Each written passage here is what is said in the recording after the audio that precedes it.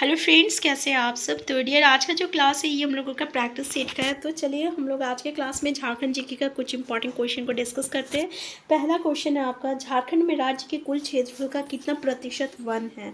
पहला ऑप्शन देख सकते हैं 29.6%, फिर 29.76%, और 30% या 33%। तो देखिए ये भारतीय वन सर्वेक्षण रिपोर्ट जो कि 2021 में हुआ था, उसके अनुसार हम लोग का झारखंड के कुल क्षेत्रफल का 29.76% जो है का क्षेत्रफल जो है वन है। ठीक है, तो झारखंड राज्य के कुल क्षेत्रफल का 29.76% जो है वन है, और ये आपका भारतीय वन सर्वेक्षण रिपोर्ट 2021 के अनुसार। नेक्स्ट है, झारखंड में कुल ला उत्पादन में संवैधानिक ला का कौन सा किस्म है।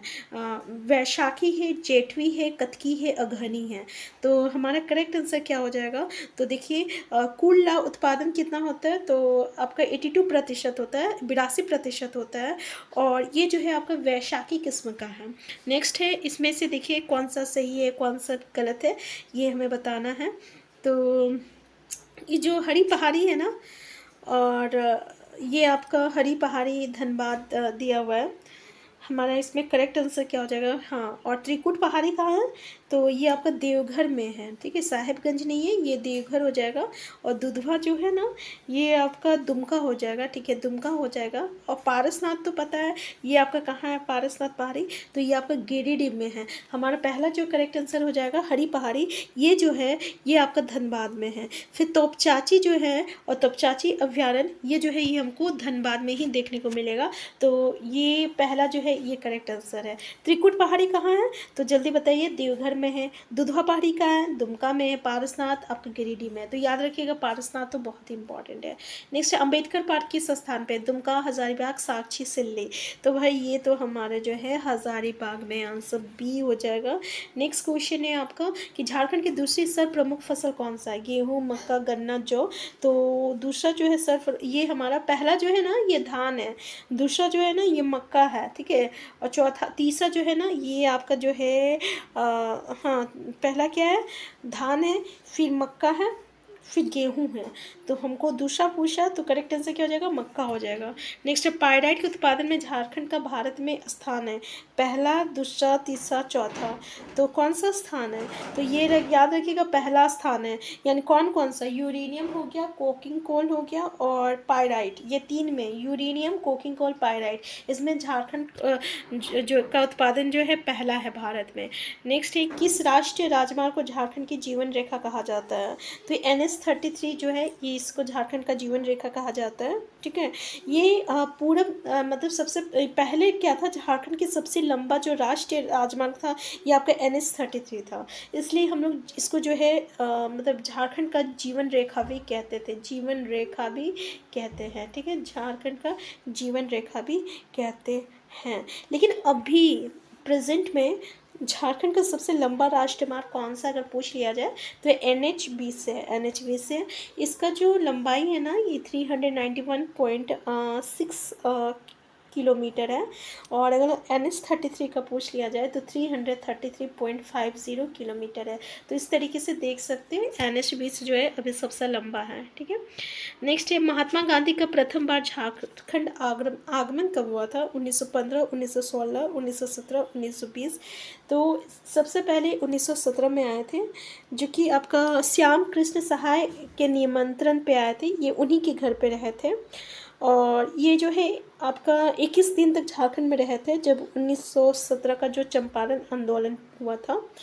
पूछ लिया जाए गांधी जी जो है अभी तक झारखंड में कितनी बार आए थे, तो ये 11 बार आए थे। नेक्स्ट है, सविनय अवज्ञा आंदोलन के संबंध में झारखंड के संदर्भ में निम्न में से कौन सा कथन सत्य है।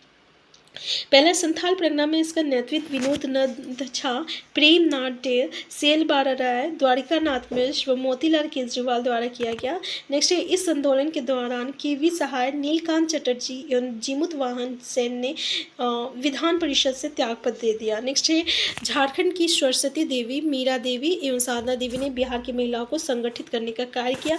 नेक्स्ट है, झारखंड में चौकीदार शुरू करने हेतु, भाई ये शुरू नहीं, इसको बंद करने हेतु आंदोलन हुआ था। तो आंसर डी जुड़ेगा, करेक्ट आंसर है। ठीक है। नेक्स्ट है आपका सरकारी स्तर पर पृथक झारखंड हेतु सर्वप्रथम कार्रवाई कब की गई? 1915 में, 1928, 1938, 1950 में। तो देखिए कब किया गया था सर्वप्रथम, सबसे पहली बार, तो भाई ये हुआ था 1928 ईस्वी में हुआ था। ठीक है। यहाँ पे साइमन कमीशन के समक्ष जो है आपका जो वॉन हुक थे और ज्वेल लखड़ा जो है एक प्रस्ताव रखे थे, और 1928 में साइमन कमीशन को जो है छोटा नागपुर उन्नति समाज द्वारा एक मांग पत्र भी सौंपा गया था। ठीक है। तो हमारा आंसर क्या हो जाएगा? 1928 हो जाएगा। नेक्स्ट है छोटा नागपुर कैथोलिक सभा का गठन कब हुआ था? 1930, 1933, 1934, 1938 में। हमारा आंसर क्या होगा? तो हमारा आंसर बी हो जाएगा, 1933 हो जाएगा। ठीक है। छोटा नागपुर कैथोलिक सभा का स्थापना हुआ था। इसके अध्यक्ष कौन थे? यहाँ से क्वेश्चन आता है। तो बॉनीफेस लकड़ा थे। ठीक है, लकड़ा। तो ये याद रखिएगा क्योंकि ये इंपॉर्टेंट है, यहाँ से क्वेश्चन आता है। इसके अलावा सचिव इग्नेस थे, सचिव इग्नेस थे, इग्नेस बैक। ठीक है, ये भी थे। तो इस संगठन का जो मुख्य उद्देश्य था ना, वो कैथोलिक के हितों के लिए किया गया था, हितों की रक्षा के लिए हुआ था। ठीक है। यहाँ पे आंसर क्या हो जाएगा? 1933 हो जाएगा। तो छोटा नागपुर कैथोलिक जो आपका सभा है उसका गठन क्यों हुआ था अगर पूछ लिया जाए, तो ये कैथोलिकों की रक्षा, हितों की रक्षा के लिए हुआ था। ठीक है, हितों की रक्षा के लिए हुआ था। और इसके संस्थापक अध्यक्ष बॉनीफेस लकड़ा है और सचिव जो है इग्नेस बैक थे। ठीक है। तो कैथोलिक छोटा नागपुर कैथोलिक सभा का संबंध किससे है? तो ज्वेल लकड़ा से, बॉनीफेस लकड़ा से, और सचिव इग्नेस बैक से है। ठीक है। तो आज का क्लास हम यहीं तक रखते हैं, इससे आगे हम लोग नेक्स्ट क्लास में डिस्कस करेंगे। Thank you.